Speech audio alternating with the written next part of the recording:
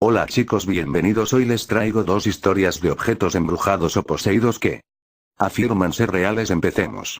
Número 1. Los cuadros de los niños llorones. Pro. Los niños llorones. Los cuadros malditos de Bruno Amadio. Los niños malditos. Bruno Amadio. Un pintor que pasó sus días con más pena que gloria y al que le ha sobrevivido una leyenda negra y oscura. Su colección Los niños llorones, dicen que está maldita, que sus cuadros son una puerta para pactar con el diablo y que terribles desdichas recaen en todos aquellos que se atreven a colgar uno de esos óleos en las paredes de su hogar. El pintor. Poco se sabe de este personaje y los datos que se pueden encontrar son más que confusos. Amadio nació a principios del siglo pasado en Venecia, fue fascista y conservador y, como no, un fiel seguidor de Mussolini. Se cuenta que participó en la Segunda Guerra Mundial y que fue en esta donde comenzó a pintar los cuadros malditos, la serie a la que llamó Los niños llorones. En dichos cuadros, Giovanni Bragolin, pues con este nombre firmaba sus trabajos, pretendía mostrar el horror de la guerra en las lágrimas de esos niños desdichados y huérfanos, símbolo más que gráfico de las desgracias que dejaba el conflicto bélico allí por donde pasaba. Cuenta la historia que Bruno Amadio pintó un total de 27 cuadros en esta serie y que todos los niños vivían en orfanatos o casas de beneficencia. Al finalizar la guerra, Amadio se traslada a vivir a España. Primero a Sevilla, donde pasa varios años de su vida y más tarde a Madrid, donde se le pierde totalmente el rastro. La leyenda negra, al igual que su vida, la leyenda que le acompaña también tiene un origen incierto. Según cuenta la versión más extendida, Bruno Amadio, harto de ser un pintor de 3 al cuarto, pactó con el diablo para poder tener la fama y el reconocimiento que se merecía. No se sabe a qué precio.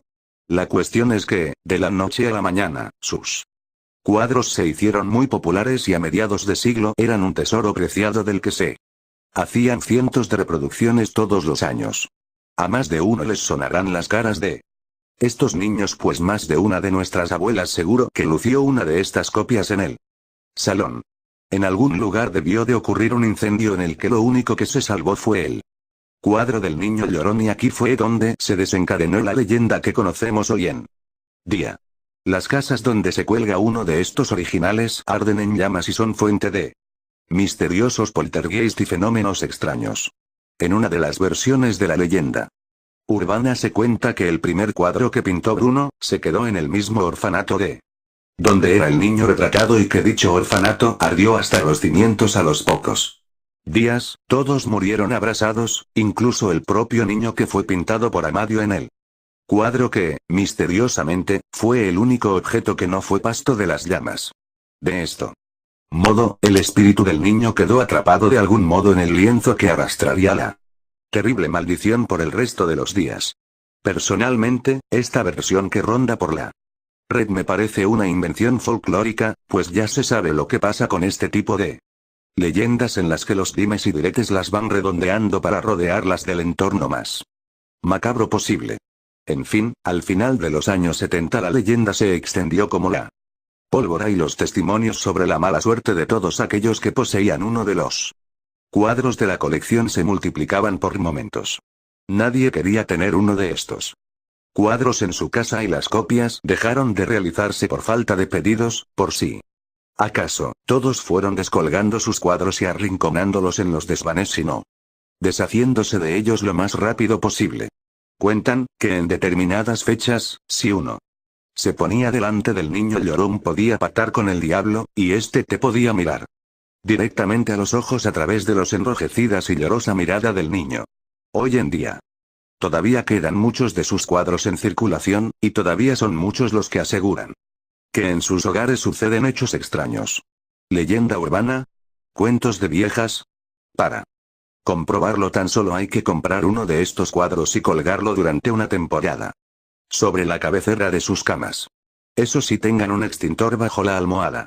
Este quizá sea uno de los más famosos, pues se dice que al girarlo se ve a un pez devorando al niño.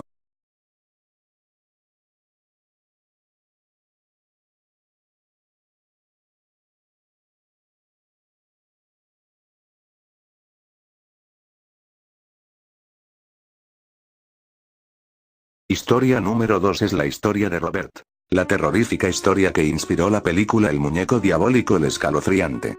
Chucky está basado en Robert, un monigote supuestamente embrujado quien más y quien menos. Contuvo la respiración, allá por finales de los 80, con la película El muñeco diabólico. En ella Chucky, aparentemente un juguete infantil, era poseído por un asesino en serie y se convertía en un sanguinario criminal. El filme dirigido por Tom Hollandes. Todo un clásico del cine de terror, una cinta de culto que fue exprimida hasta la extenuación a base de sucesivas y desafortunadas secuelas. Todo el mundo conoce la inquietante risita del muñeco diabólico, pero pocos saben que está inspirado en un muñeco real. El blog ya nos cuenta la historia de Robert, el pelele maldito que sirvió al guionista Don Mancini para crear el personaje de Chucky. La leyenda nos traslada hasta una casa familiar en Key West, Florida, a finales del siglo XIX.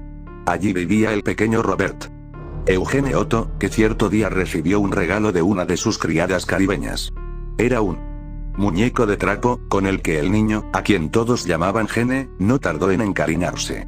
Le bautizó con su propio nombre, Robert, e hizo de él su inseparable compañero de juegos. Los lugareños aseguran que el juguete estaba embrujado y que Gene empezó a comportarse de manera extraña desde que lo recibió. Charlaba con él cuando estaban a solas en su cuarto. Y cuando en la casa comenzaron a aparecer desperfectos, insistía en que el culpable era Robert. El crío juraba y perjuraba que el muñeco había cobrado vida y era capaz de moverse por su cuenta.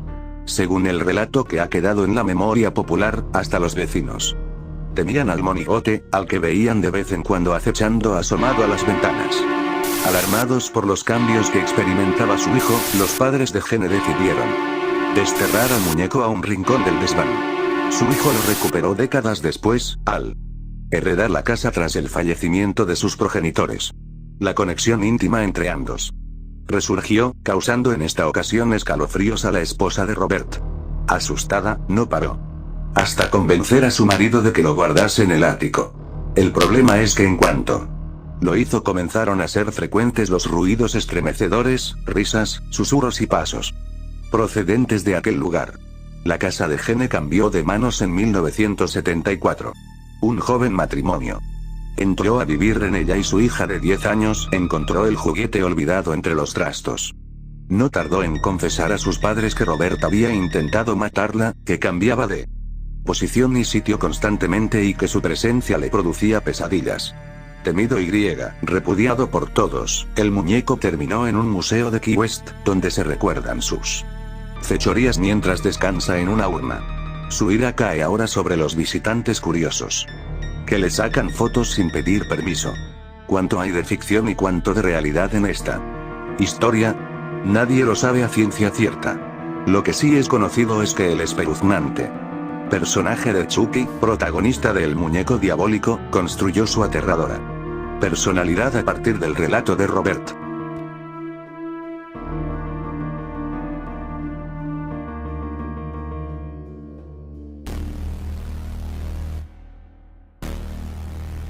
Muchas gracias por llegar al final. Comparte este video con tus amigos y suscríbete a mi canal de YouTube y a mi página de Facebook y hasta la siguiente.